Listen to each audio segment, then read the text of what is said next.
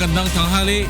Tinulungan ng UNTV News and Rescue Team ang dalawang lalaki na naaksidente sa motorsiklo kagabi.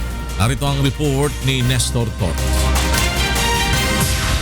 Naabutan pa ng UNTV News and Rescue Team na nakahiga sa kalsada ang isang lalaking motorcycle rider na bumangga sa kasalubong nitong motorsiklo sa Barangay Muson, San Jose del Monte, Bulacan, pasado alas 9:30 kagabi. Agad nilapatan ng pangunang lunas ng grupo ang tinamong sugat sa bibig at gasgas sa tuhod ng biktima na si Roel Javier, 22 anyos, residente ng Barangay Graceville, San Jose del Monte City, Bulacan. Magkatuwang ding tinulungan ng Muson Rescue Team at ng UNTV News and Rescue Team ang driver ng nakabangga ang motorsiklo matapos itong magtamo ng sugat sa kaliwang binti, paa at bukol sa ulo. Matapos malapatan ng pangunang lunas, agad dinala ang dalawang biktima sa Sapang Palay District Hospital.